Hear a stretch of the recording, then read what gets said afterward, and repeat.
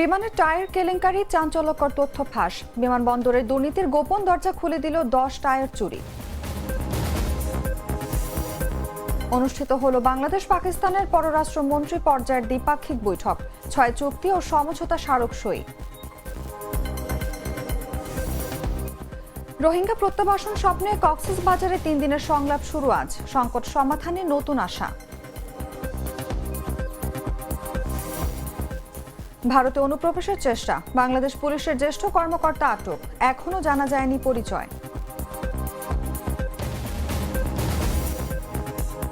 এবং শক্তিশালী স্পিন আক্রমণে দল সাজালো আফগানরা, রশিদ খানের নেতৃত্বে এশিয়া কাপের দল ঘোষণা।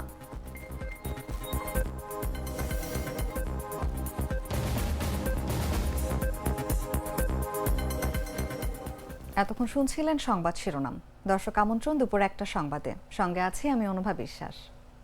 লাল সরিষার দানা থেকে তৈরি হয় প্রাণ সরিষার তেল, আসল ঝাঁঝে আসল স্বাদে। চলে যাচ্ছি পুরো খবরে।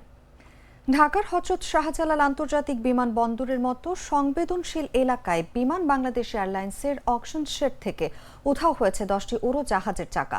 কোটি টাকার সম্পদ এমনভাবে গায়েব হওয়ায় উঠেছে নিরাপত্তা ও দুর্নীতির প্রশ্ন। বিষয়টি নিয়ে ইতোমধ্যে 2 কর্মীকে বরখাস্ত ও তদন্ত কমিটি গঠন করেছে বিমান কর্তৃপক্ষ। তবে ব্যবহার অনুপযোগী এসব চাকার পেছনে রহস্যজনক লেনদেনের উদ্দেশ্য নিয়ে এখন চলছে জোর আলোচনা। ঢাকার হযরত শাহজালাল আন্তর্জাতিক বিমানবন্দরের মতো অত্যন্ত সংবেদনশীল এলাকায় ঘটেছে এক অবিশ্বাস্য চুরির ঘটনা। বিমান বাংলাদেশ এয়ারলাইন্সের অকশন শেড থেকে উধাও হয়ে গেছে 10টি উড়োজাহাজের চাকা, যার প্রতিটির মূল্য $5 থেকে $15,000। এ ঘটনায় যে প্রশ্ন উঠেছে তা হলো, অব্যবহৃত হলেও কোটি টাকার সম্পদ এত সহজে কিভাবে গায়েব হয়ে গেল। ঘটনার সূত্রপাত শনিবার। হ্যাঙ্গার কমপ্লেক্সের পাশে রাখা 10টি আনসার্ভিসেবল টায়ার হঠাৎ করেই উধাও হয়ে যায়। পরদিন বিমানের সহকারী ব্যবস্থাপক মোশারেফ হোসেন বিমানবন্দর থানায় সাধারণ ডায়েরি করেন। সেখানে উল্লেখ করা হয় চাকাগুলো নিখোঁজ, তবে সরাসরি চুরির কোনো অভিযোগ আনা হয়নি। তদন্তে উঠে আসে বিমানের 2 কর্মী অনুমতি ছাড়াই সেগুলো ইউএস বাংলা এয়ারলাইন্সের কাছে দিয়েছেন।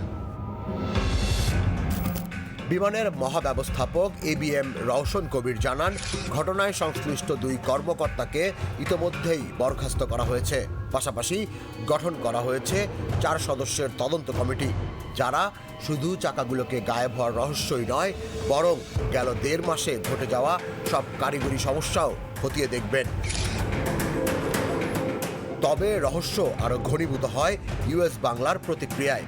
সংস্থাটির মহাব্যবস্থাপক মোহাম্মদ কামরুল ইসলাম স্পষ্টভাবে জানান, ব্যবহার উপযোগী টায়ার কোনো কাজেই দরকার হয় না, বরং মেয়াদ উত্তীর্ণ হলে তা ট্রাকে ভরে আবর্জনা হিসেবে বাইরে পাঠিয়ে দেয়া হয়। আমাদের মনে প্রশ্ন জাগে, নষ্ট চাকার পেছনে এত বড় লেনদেনের উদ্দেশ্য আসলে কি? অনুষ্ঠিত হলো বাংলাদেশ পাকিস্তানের পররাষ্ট্রমন্ত্রী পর্যায়ের দ্বিপাক্ষিক বৈঠক। রোববার সকাল 10টায় শুরু হয়ে প্রায় 2 ঘণ্টা ধরে চলা এই বৈঠকে 2 দেশের মধ্যে 6টি চুক্তি ও সমঝোতা স্মারক সইয়ের জন্য চূড়ান্ত হওয়ার কথা জানা গেছে। সমঝোতা স্মারকের মধ্যে 2 দেশের সরকারি ও কূটনৈতিক পাসপোর্টধারীদের ভিসা বিলোপ, বাণিজ্য বিষয়ক জয়েন্ট ওয়ার্কিং গ্রুপ গঠনের মতো বিষয়গুলো অন্তর্ভুক্ত আছে। সকালে পররাষ্ট্র উপদেষ্টা তৌহিদ হোসেনের সাথে বৈঠকের জন্য রাজধানীর সোনারগাঁও হোটেলে পৌঁছান পাকিস্তানের উপপ্রধানমন্ত্রী ও পররাষ্ট্রমন্ত্রী ইসহাক দার। এর আগে শনিবার দুপুরে শাহজালাল আন্তর্জাতিক বিমানবন্দরে পাকিস্তানের উপপ্রধানমন্ত্রীকে স্বাগত জানান পররাষ্ট্র সচিব।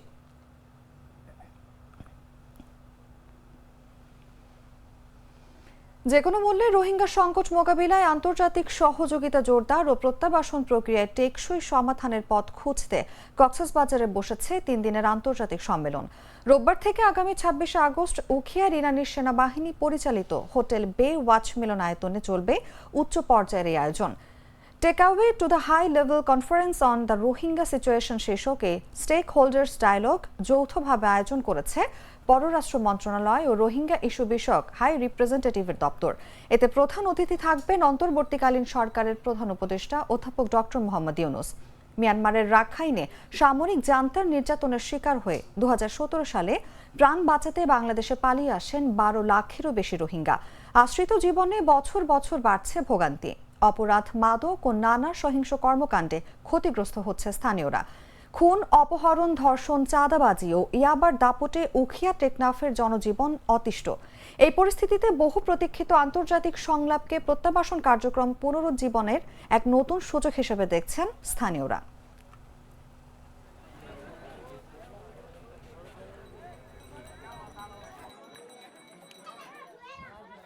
গ্লিটারের টুইন লেমন ও অ্যান্টিব্যাকটেরিয়াল ফর্মুলা বাসনকে চকচকে জীবাণুমুক্ত করে আমাদের দেয় গ্লিটার গ্যারান্টি।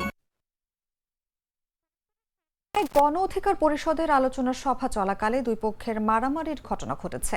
শনিবার বিকেলে উপজেলার বাইপাস সড়কের পাশে অবস্থিত গণ অধিকার পরিষদের কার্যালয়ে এই ঘটনা ঘটে।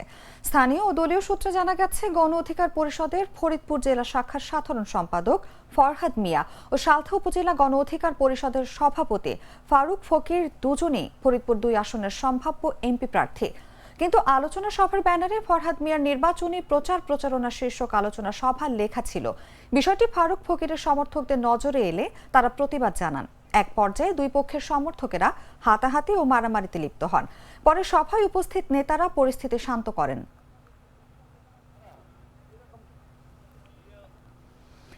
দেশের 7 জেলার উপর দিয়ে ঘন্টায় সর্বোচ্চ 60 কিলোমিটার বেগে বৃষ্টি অথবা বজ্রবৃষ্টি সহ অস্থায়ীভাবে ঝোড়ো হাওয়া বয়ে যেতে পারে।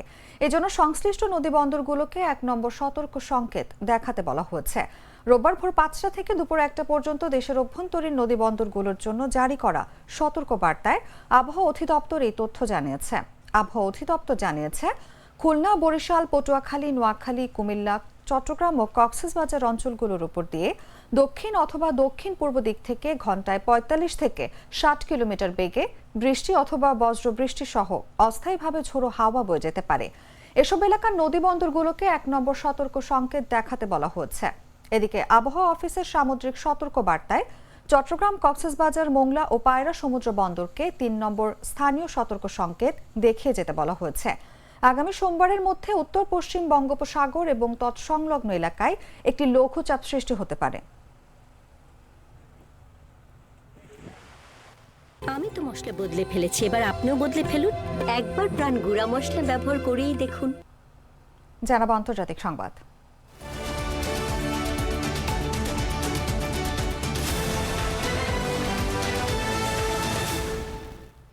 দক্ষিণী সুপারস্টার থালাপতি বিজয় মাদুরাইয়ের জনসভায় বিজেপিকে সরাসরি ফ্যাসিবাদী আখ্যা দিয়ে আলোড়ন তুলেছেন।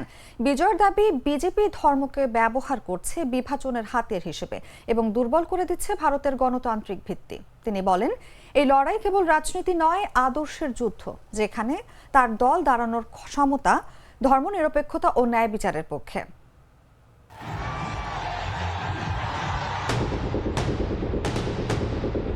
দক্ষিণী সুপারস্টার থালাপতি বিজয় আবারও প্রমাণ করলেন তিনি শুধু চলচ্চিত্রের নায়ক নন, রাজনীতির মঞ্চেও ঝড় তোলার ক্ষমতা রাখেন।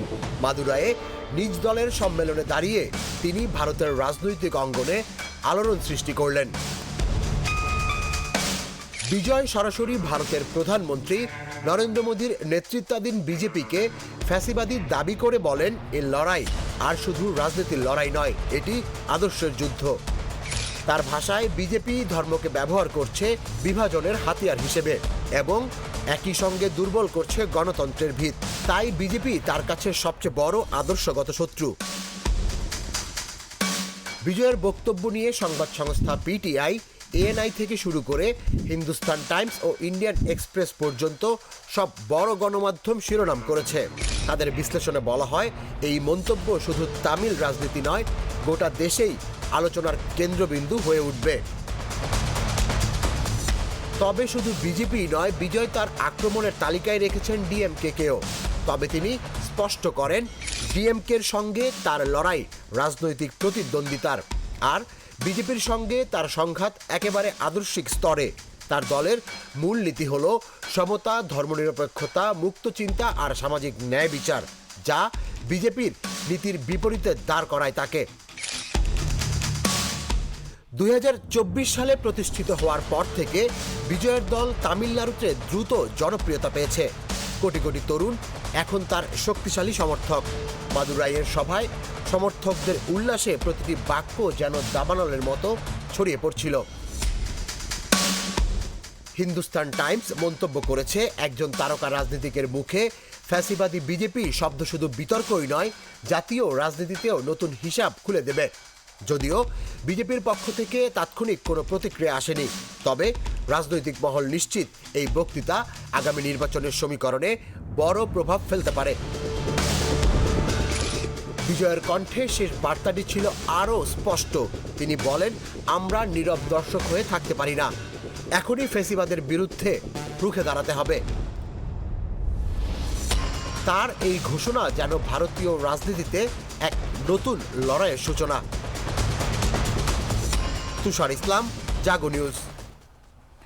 সীমান্ত পেরিয়ে অবৈধভাবে ভারতে অনুপ্রবেশের চেষ্টার অভিযোগে বাংলাদেশের এক জ্যেষ্ঠ পুলিশ কর্মকর্তাকে আটক করেছে ভারতের সীমান্তরক্ষী বাহিনী বিএসএফ। শনিবার পশ্চিমবঙ্গের উত্তর 24 পরগনা সীমান্ত থেকে তাকে আটক করা হয়। কর্মকর্তাদের বরাতে ভারতীয় সংবাদ মাধ্যম টাইমস অফ ইন্ডিয়া জানিয়েছে, শনিবার সন্ধ্যা 6টা থেকে 7টার মধ্যে হাকিমপুর সীমান্ত ফাঁড়ির কাছে বিএসএফ সদস্যরা ওই বাংলাদেশি পুলিশ কর্মকর্তাকে আটক করেন। পরে প্রটোকল অনুযায়ী তাকে পশ্চিমবঙ্গ পুলিশের কাছে হস্তান্তর করা হয়। আটক বাংলাদেশি পুলিশ কর্মকর্তার নাম পরিচয় এখনো জানা যায়নি। গাজা সিটির ভেতরে আরো অগ্রসর হয়েছে ইসরায়েলি সেনারা। একদিনের হামলায় অন্তত 63 ফিলিস্তিনি নিহত হয়েছেন, যাদের মধ্যে নারী ও শিশু রয়েছে। এদিকে জাতিসংঘ আনুষ্ঠানিকভাবে গাজায় দুর্ভিক্ষ ঘোষণা করেছে, যা মধ্যপ্রাচ্যে প্রথম।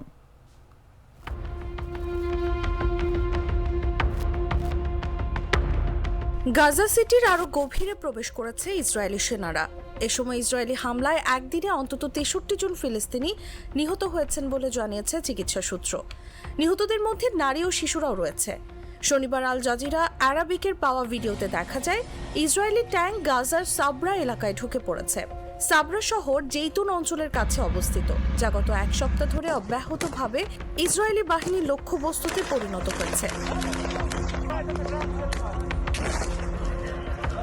শনিবার দিনের শুরুতে দক্ষিণ গাজার খান ইউনিসের উত্তর পশ্চিমের আস্তা এলাকায় বাস্তুচ্যুত পরিবারগুলোর তাঁবুতে গোলাবর্ষণ করে ইসরায়েলি বাহিনী। এতে অন্তত 16 জন নিহত হন, যাদের মধ্যে 6 জন শিশু।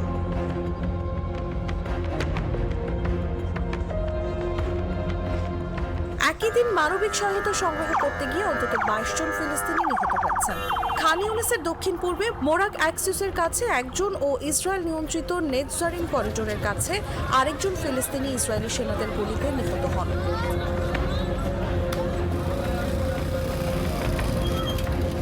ফিলিস্তিনি স্বাস্থ্য মন্ত্রণালয় জানিয়েছে, গত 24 ঘন্টায় অপুষ্টি ও অনাহারে আরও 8 জন মারা গেছেন, যাদের মধ্যে 2 জন শিশু। ইসরায়েলের যুদ্ধ শুরুর পর থেকে এই পর্যন্ত অনাহারে মৃতের সংখ্যা বেড়ে দাঁড়িয়েছে 281 জনে। তাদের মধ্যে অন্তত 114 জন শিশু।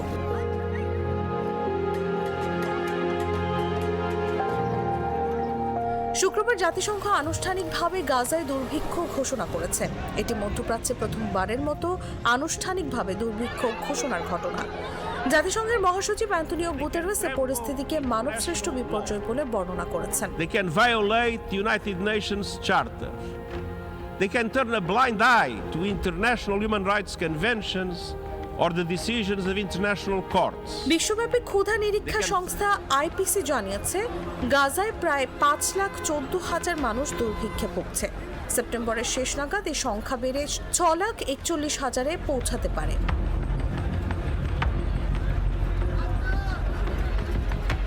গাজা স্বাস্থ্য মন্ত্রণালয় জানিয়েছে, জাতিসংঘের এই ঘোষণা প্রশংসনীয় হলেও অনেক দেরিতে এসেছে। তাদের ভাষায়, অনাহারের প্রকৌশল গণহত্যার অংশ, যার মধ্যে স্বাস্থ্য খাত সহ বিভিন্ন খাত ধ্বংস, গণহত্যা ও প্রজন্ম নিশ্চিহ্ন করার নীতি অন্তর্ভুক্ত। ইসরায়েল ও যুক্তরাষ্ট্রের সমর্থনে গত 27 মে থেকে ইসরায়েল নিজস্ব সহায়তা সরবরাহ ব্যবস্থা চালু করেছে। তবে জাতিসংঘ প্রধান ত্রাণ সংস্থাগুলো একে অবৈধ মানবিক নীতির পরিপন্থী বলে প্রত্যাখ্যান করেছে।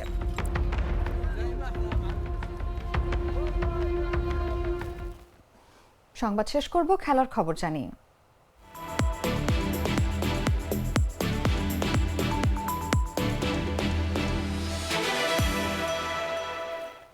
সংযুক্ত আরব আমিরাতে আসন্ন টি-20 এশিয়া কাপের জন্য রশিদ খানের নেতৃত্বে 17 সদস্যের দল ঘোষণা করেছে আফগানিস্তান। অধিনায়ক রশিদ সহ নুরু আহমেদ, মুজিবুর রহমান, এম গাজানফার এবং মোহাম্মদ নবীকে নিয়ে শক্তিশালী স্পিন আক্রমণে দল সাজিয়েছে আফগানরা। গেল টি-20 বিশ্বকাপে ভারতের পর এশিয়ার দ্বিতীয় সেরা দল ছিল আফগানিস্তান। তবে 2025 সালে তারা একটি টি-20 ম্যাচও খেলেনি। এমনকি গত 12 মাসে সব মিলিয়ে 3টি টি-20 খেলার সুযোগ হয়েছে আফগানদের, সেটাও জিম্বাবুয়ের বিপক্ষে। এশিয়া কাপে বি গ্রুপে আফগানিস্তানের প্রতিপক্ষ হিসেবে আছে বাংলাদেশ, হংকং এবং শ্রীলঙ্কা। এই গ্রুপে রয়েছে ভারত, ওমান, পাকিস্তান এবং সংযুক্ত আরব আমিরাত।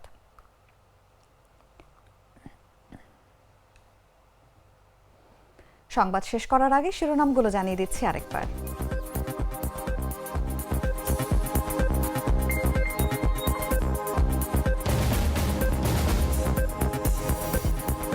বিমানের টায়ার কেলেঙ্কারির চাঞ্চল্যকর তথ্য ফাঁস। বিমানবন্দরের দুর্নীতির গোপন দরজা খুলে দিল 10 টায়ার চুরি। অনুষ্ঠিত হলো বাংলাদেশ পাকিস্তানের পররাষ্ট্রমন্ত্রী পর্যায়ের দ্বিপাক্ষিক বৈঠক। 6 চুক্তি ও সমঝোতা স্মারক সই। রোহিঙ্গা প্রত্যাবাসন স্বপ্নে কক্সবাজারে 3 দিনের সংলাপ শুরু আজ। সংকট সমাধানে নতুন আশা। ভারতে অনুপ্রবেশের চেষ্টা। বাংলাদেশ পুলিশের জ্যেষ্ঠ কর্মকর্তা আটক, এখনও জানা যায়নি পরিচয়। এবং শক্তিশালী স্পিন আক্রমণে দল সাজালো আফগানরা। রশিদ খানের নেতৃত্বে এশিয়া কাপের দল ঘোষণা।